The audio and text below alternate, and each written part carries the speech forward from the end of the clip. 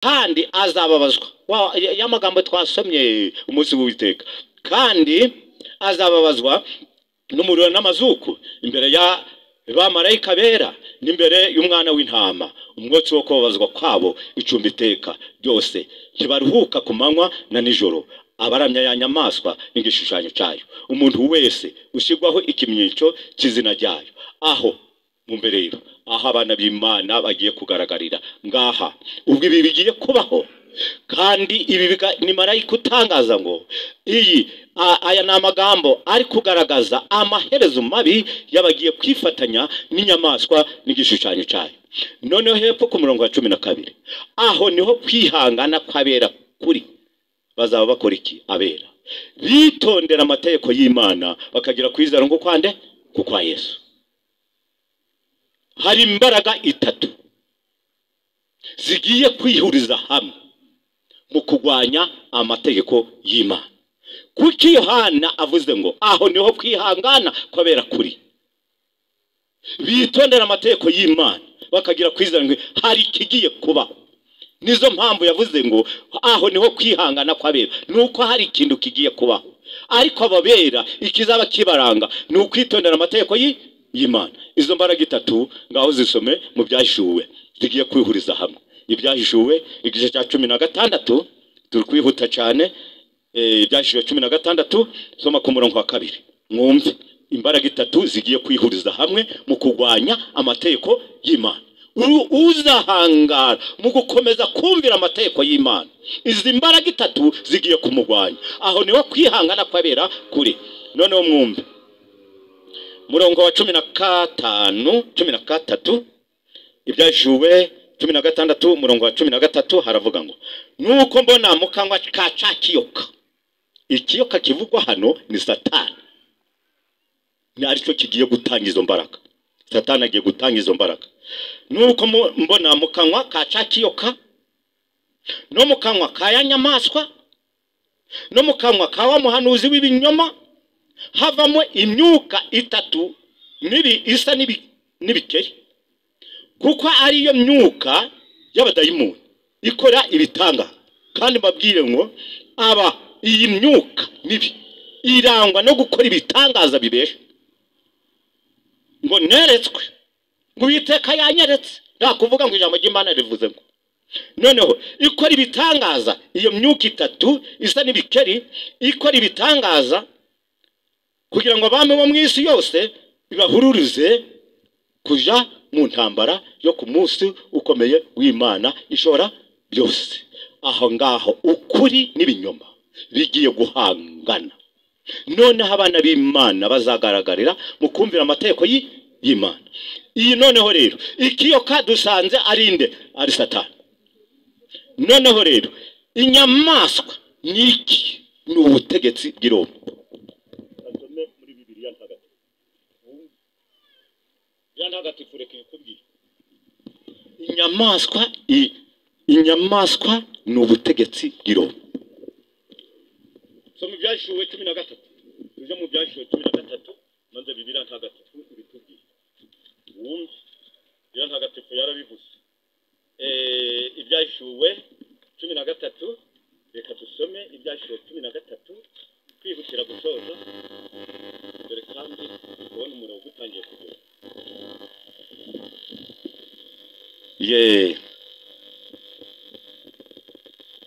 Ibyahishuwe 13 ngiye gusoma. Wafite Bibiliya ntagatifu. Ndavuze ngo inyamaswa n'ubutegetsi bw'Iroma. Hano Ibyahishuwe 13 bavuga inyamaswa yavuye mu nyanja. Inyanja ni abantu benshi, ubutegetsi buva mu bantu benshi. Isi bujya mu buhanuzi ni abantu bake.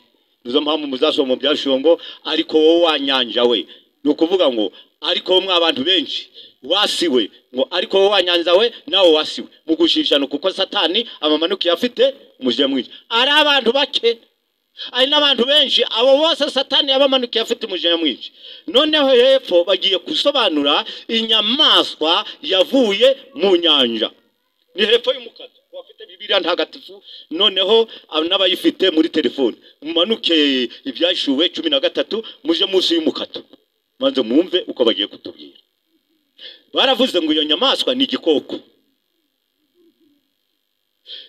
Icyo gikoko ariyo nyamaswa ni ingoma ya Roma itoteza abakirisitu. Ibi nibyo bigiye kubahorera.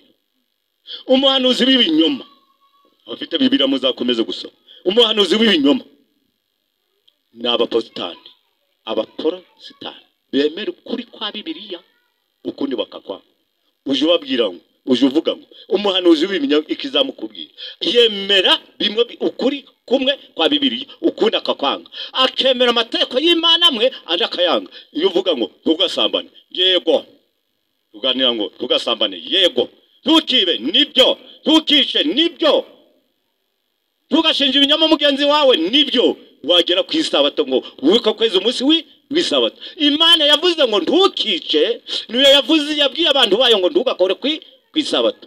Imana yavuze ngo ntukibe, niyo yavuze ngo wirinde gukora ku isabato. Manze wagera ku kintu cyitwa isabato, kuko isabato ibarega boyo bakabihakana, andi mategeko bakayemera, ariko bagera ku isabato bikaba ikibazo.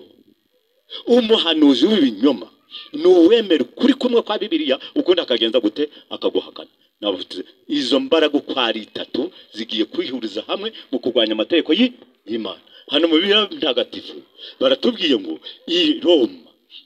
Roma icyo gikoko, iyo nyamaswa ishushanya ubutegetsi bw'Iroma buzatoteza abana b'Imana. None turakora iki?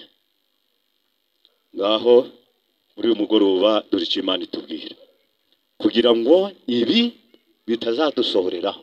Dore icyo urakora muri uyu mugoroba, aba tumaranye iminsi ubu n'ubuhanuzi burebure kubusobanura biragoye, nta gihe dufite, reka ahubwo turebe icyo twakora. Ngaho soma ibyashuwe 13 dore icyo ugiye gukora muri uyu mugoroba. Icyo urakora ni iki? Haduka inyamaswa ivuye mu nyanja, tumaze kubona ko ari ubutegetsi bw'Iroma, ingoma ya Roma zatoteza abakristo, igiye gutoteza n'abakristo kandi si ubu gusa, n'ikindi gihe yabatoteje ku buryo bukomeye. Noneho mukomeze gusoma iyi nyamaswa ivuye mu nyanja. Ndasoma ku murongo waho wa 8. Abari mu isi bose bazayiramya umuntu wese izina rye ritanditswe mu gitabo cy'ubugingo cy'umwana w'Imana w'intama watambwe uhereye ku kwiremwa kw'isi. Izina ryawe niba ritanditswe mu gitabo cy'ubugingo, byanga byakunda umva uzemera amategeko asizweho n'umuntu ay'Imana yacu. Byanga byakunda hari amategeko ashyirwaho n'umuntu, hari n'amategeko yasizweho n'Imana. Uzemera kumvira amategeko y'abantu akirengagiza kumvira amategeko y'Imana azaba aramizwe inyamaswa n'igishushanyo cyane. Noneho rero ngo umuntu wese izina rye ritanditswe mu gitabo cy'ubugingo azayirama. Kugira ngo urokoke igihe cyo kwiyandikisha ni iki? Guhera none yandikisha mu gitabo cy'ubugingo. Ibintu bibiri nibyo biratuma wandikwa mu gitabo cy'ubugingo. Icyambere gituma abana b'Imana bandikwa mu gitabo cy'ubugingo ni ukwihana, ugatandukana n'icyaha, ukumva uri kuri kw'ijambo ry'Imana, ukuri Imana ivugira mu ijambo ryayo, ukagishira mu bikorwa, warangiza ukitangira gukora umurimo w'Imana. Uvuye mu rupfu ugeze mu bugingo. Kandi babwire muri uyu mugoroba igihe cyo kwiyandikisha kiri hafi kurangira, kuko imbabazi z'Imana zigiye kugira iherezo. Bidatinze impunzi hano muri iyi si turi mu buhungiro. Itangazo riri gutangazwa ngo impunzi zimaze igihe kirekire ziri ku isi zitegura gutaha iwabo. Hahandi Yesu yavuze ngo ngiye kubategurira iwanyu. Hano rero ntabwo ari iwanyu. Ni itangazo rero riri gutangazwa ngo impunzi